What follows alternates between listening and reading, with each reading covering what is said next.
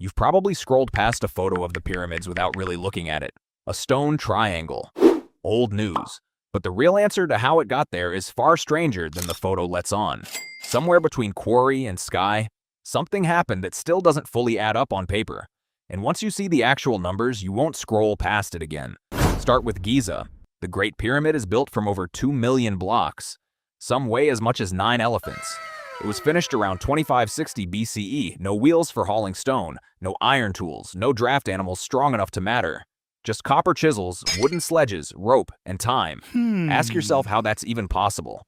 For centuries, that gap between the tools and the result has bothered people. Bothered them enough to invent a second explanation.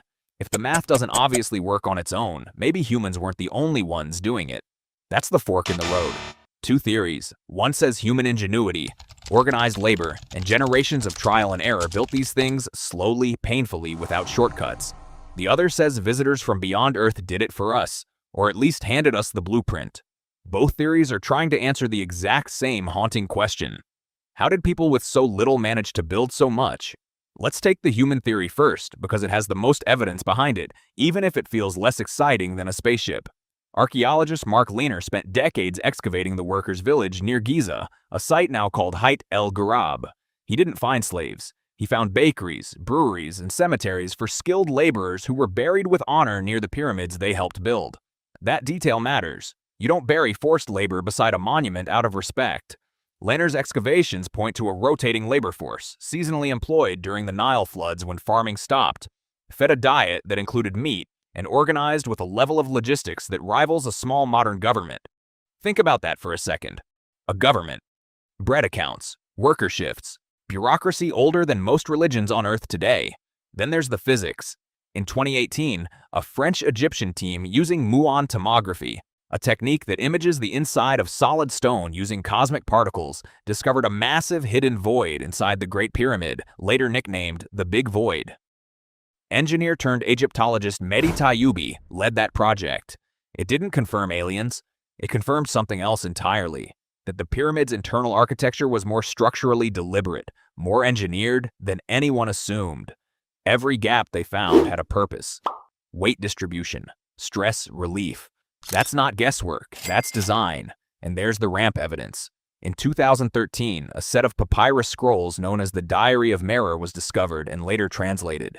It's the actual logbook of a real work supervisor from around 2560 BCE, describing hauling limestone by boat up the Nile to Giza, day by day, shift by shift. A literal receipt, written by a human hand, describing human labor, in real time, thousands of years before anyone speculated about spaceships. So the human theory isn't a hope. It's a paper trail you can hold in your hands. Now the other theory, the one that says none of this fits, so someone else must have stepped in. It gained mainstream traction in the 1960s, largely through a Swiss author named Erich von Däniken. His book Chariots of the Gods argued that ancient structures across the world, the pyramids, Stonehenge, the Nazca Lines, were too advanced for the people who supposedly built them. His conclusion: extraterrestrial visitors gave ancient humans the knowledge, then left behind myths and cave art that got mistaken for religion. It's a compelling story. Gods descending from the sky, strange lights described in old texts, structures aligned with impossible precision to distant stars. Here's the twist, though. The twist that changes how you should feel about both theories. The alien theory isn't just wrong because it's unproven. It's wrong because it requires you to underestimate ancient people first. Every claim that a structure is too advanced quietly assumes ancient humans were incapable of complex thought, patient planning, or long-term cooperation. But the evidence keeps saying otherwise, wonder after wonder. Take Stonehenge. For years, people assumed the 80 giant bluestones were somehow levitated or teleported from Wales, since dragging them 150 miles by land and river seemed impossible for Neolithic farmers. Then in 2021, a team led by geologist Mike Parker Pearson pinpointed the exact quarry in the Preseli Hills and found tool marks, wedge holes, and even evidence of an earlier dismantled stone monument in Wales built from the same rock. They didn't need aliens. They needed sledges, log rollers, riverboats, and roughly the same organizational willpower Giza required, just on a smaller island. Notice the pattern forming. Every single time, a how did they do it mystery gets investigated properly.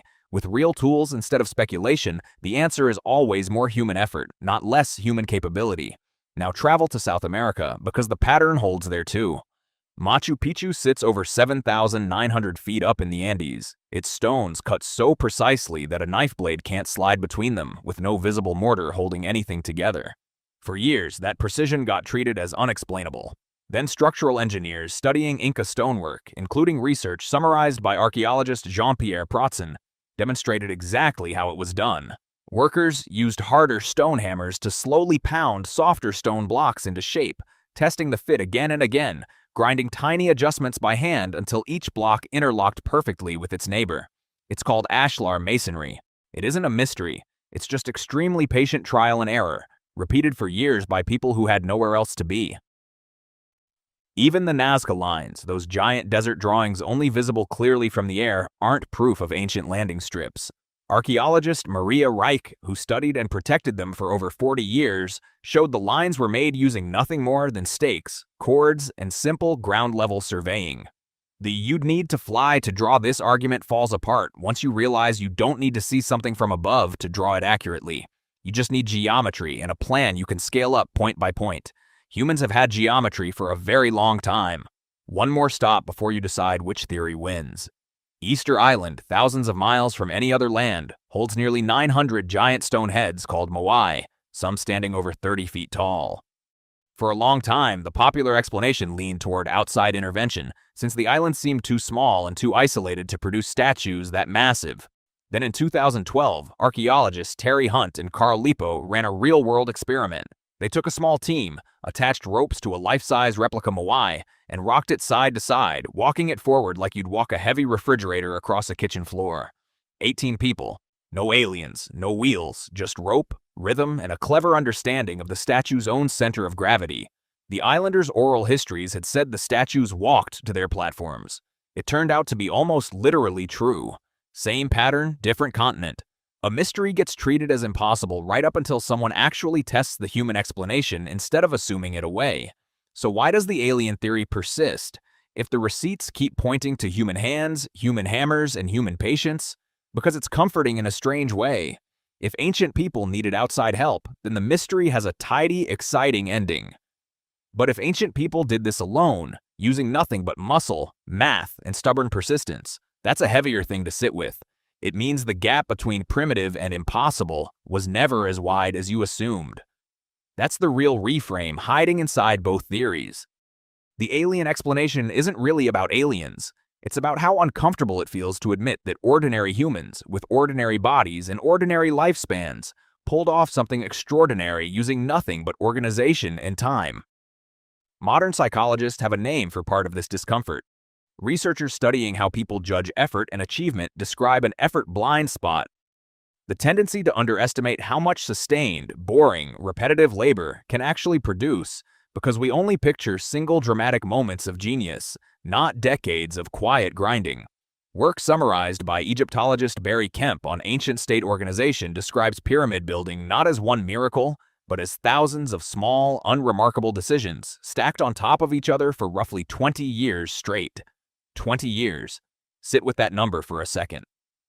Not one flash of alien technology arriving overnight. 2 decades of ordinary people showing up to work, season after season, until a mountain of stone existed where there used to be flat desert. Notice something else, too. Every wonder on this list took generations, not months. Stonehenge was modified and rebuilt over roughly 1,500 years, in phases, by people who never saw the final version. Machu Picchu's stonework likely took decades of skilled masons training the next generation of masons. Even the moai were carved, moved, and erected across centuries, island communities passing the project down like a family trade. None of these wonders were single events. They were inherited assignments handed from one lifetime to the next. That's the part alien theories quietly erase. They compress centuries of patient, generational effort into a single dramatic moment. Because a single dramatic moment is easier to imagine than 300 years of ordinary people trusting a plan they'd never live to see finished. And here's where it becomes personal, whether you notice it or not. You do this too. You just don't call it a pyramid. You built your career, your body, your relationships, your entire adult life the same way ancient Egypt built a tomb for a king. Not through one impossible leap, but through thousands of unremarkable Tuesdays. A skill you're proud of today probably didn't arrive from a lightning bolt of talent. It arrived from repetition so boring, you don't even remember most of it happening. That's the twist buried underneath the alien question. When you ask, could humans really have built this, you're accidentally asking a second question too. Could you really have built the things sitting in your own life right now? And the honest answer, backed by the exact same evidence Lehner, Parker Pearson, Protzen, and Hunt found in the dirt and the stone, is yes.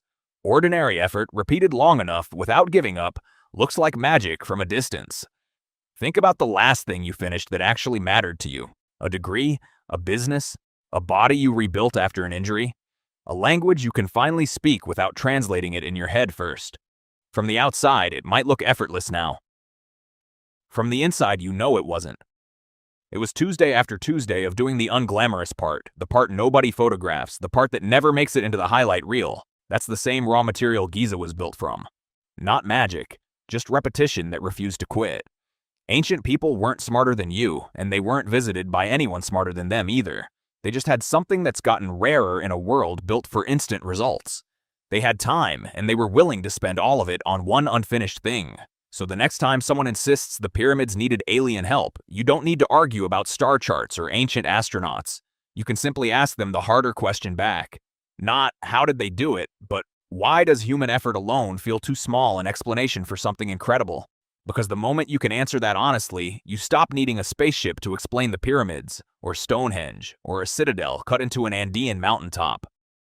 And you might start noticing your own version of Giza, quietly rising, one boring day at a time, built by nobody but you. You've probably scrolled past a photo of the pyramids without really looking at it. Next time, look again. What you're seeing isn't a mystery that needs aliens. It's proof of what people can build when nobody's watching, nobody's rushing them, and nobody's coming to help. That's not less impressive than a UFO. It's more.